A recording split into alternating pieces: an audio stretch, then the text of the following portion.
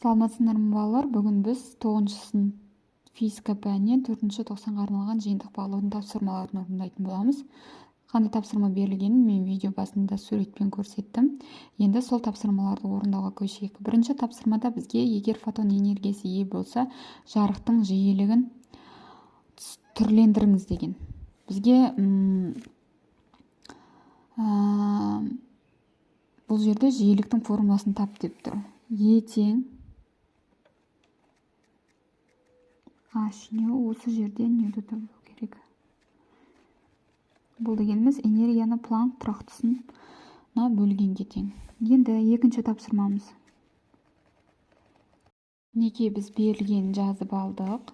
Енді осы бойынша есептейміз. Бұл жерден біз энергияның негізгі формуласын түрлендіретін боламыз. Е тең H бөлінген лямбда деп аламыз. Осы жерден лямбданы табамыз. Лямбда тең H бөлінген не тең орнына қойып есептейік. Біздің Планк тұрақтысы 6,63 көбейтілген 10-34 дәрежесі көбейтілген 3 көбейтілген 10-8 дәрежесі. Бұны бөлеміз.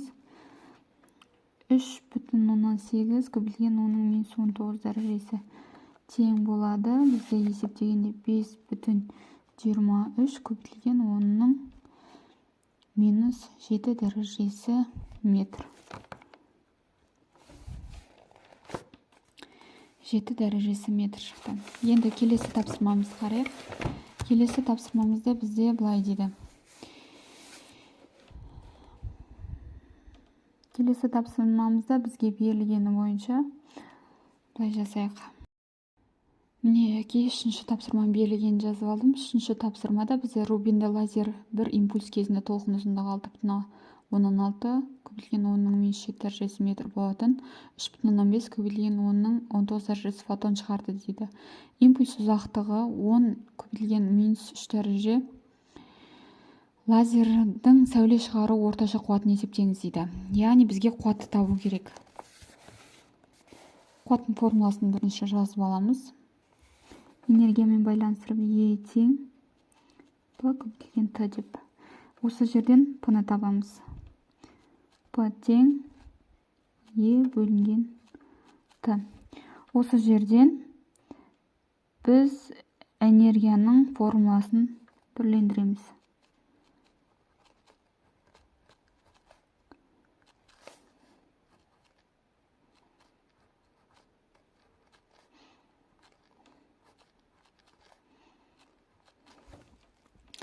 Неге? Қуаттың формуласын жазып алдық. Осыдан кейін есептеуге көшеміз. Барлығын орнына қойып есептегенде бізде шығады 10 көбейтілген 10-3 дәрежесі. 10-3 дәрежесі ватт шығады. Немесе 10-4 дәрежесі ватт деп есептеп алсақ болады. Келесі 4-ші тапсырмаға қарайық. 4-ші тапсырма. 4-ші тапсырмада былай дейді. Электронның цезий бетінен шығу жұмысы 2,88 көбейтілген 10-19 дәрежесі. Цезий бетінен толқын ұзындығы лямбда 0,589 микрометр болатын сәуле келіп түскен энергиясын есептеңіз дейді. Берілген жазып алайық. Бізге А шығу жұмысы берілген 2,88 көбейтілген 10-19 дәрежесі джоуль және толқын ұзындығы 0,589 көбейтілген микрометр. Бұл дегеніміз 5,89 көбейтілген 10-7 дәрежесі метр. Осыдан ары қарай тағы бізге табу керек, энергиясын табу керек. Енді негізгі керекті формуламыз біздің Е тең H бөлінген лямбда орнына қоямыз. 6,63 көбейтілген 10-34 дәрежесі көбейтілген 3 көбейтілген 10-8 дәрежесі бөлімінде 5,89 көбейтілген 10-7 дәрежесі тең болады 3,377 көбейтілген 10-19 дәрежесі джоуль. Мінекей жауабын анықтадық. Енді келесі тапсырманы қарайық. 5-ші тапсырма. 5-ші тапсырмада бізде былай дейді. Электрондардың вольфрамнан шығу жұмысы 4,50 электровольт. Мінекей 5-ші тапсырманы мен жазып алдым. Енді осының есебін шығару жолына көшейік. Бұл жерде біз негізгі теңдеуімізді жазып алуымыз керек.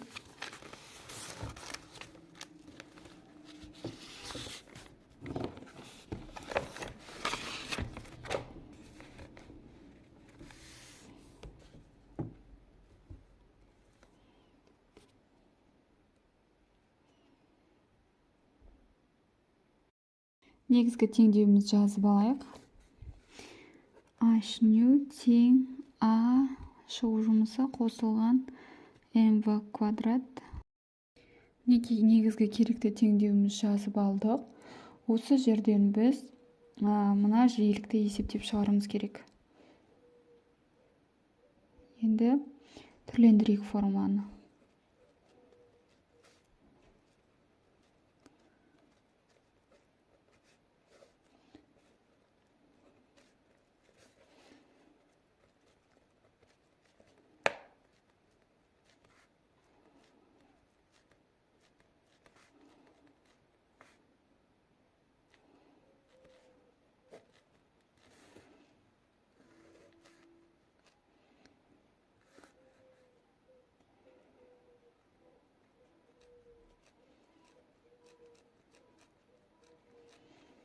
Жазып алдық. Енді ары қарай есептегенде ең соңында бізде 1,77 көбейтілген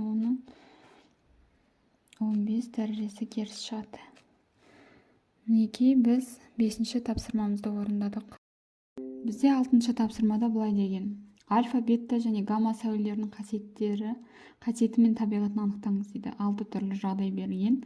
Соның қайсында осы альфа, бета, гамма болады дейді. Біріншісінде бізде электрондар ағыны, бізде ол бета. Екіншісінде бізде қысқа толқында электромагниттік сәуле шығарады, бұл гамма. Үшіншісінде гелий атомның ядросы, бізде ол альфа. Төртіншісінде өтімділігі ең жоғарғысы бізде гелий. Бесіншісінде өтімділігі ең төмені бізде альфа. Алтыншысы бізде өтімділігі орташа, бізде бета. Мінекей 6-ші тапсырманы орындадық. Енді 7-ші тапсырманы қарайық. 7-ші тапсырмада бізде литий атомы берілген. 7-ші тапсырма берілген жазып алдық. Енді бізде 4 түрлі шаманы табуымыз керек. Соны қазір есептеп көретін боламыз. Ең бірінші біз литий атомының литий элементінің, яғни атомдар массасы қанша, нейтрон қанша, соның барлығын анықтап алайық.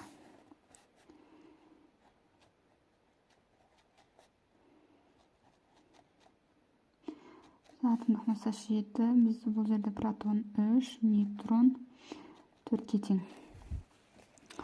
Жазып алдық. Енді осы бойынша бірінші тапсырманы анықтайық. А жағдайында 1 тең болады. Бізде 1,10-60,05 көбейтілген 10-27 дәрежесі килограммға тең. Енді Б тапсырмасында бізде былай дейді. Литийдің масса қауын табыңыздар дейді. Масса қауын табуымыз керек. Ол үшін біз 1 электровольтты айналдырып алуымыз керек атомдық массасына.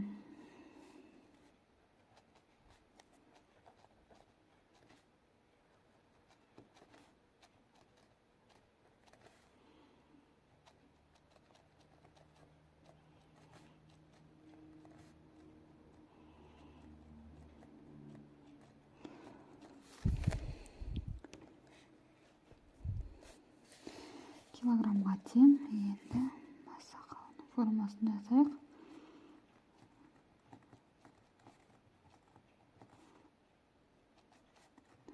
Ядро массасын алып тастаймыз. Енді орын-орнына бәрін қоямыз.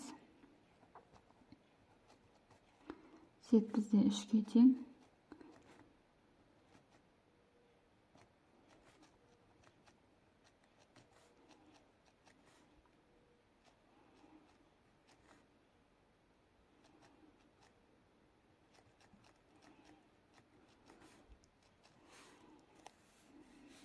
Тең 11,65 көбілген оның 27 дәрежесі килограмм.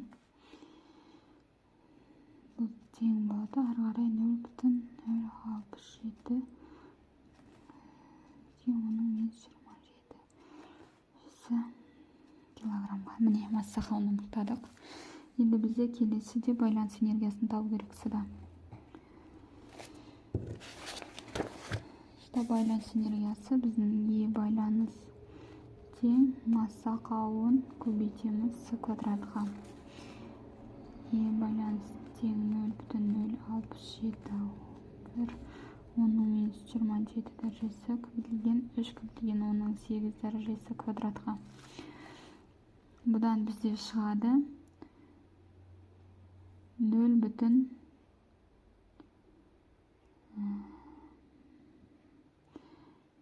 0,6066 көбейтілген оның -11 дәрежесі джоуль шығады.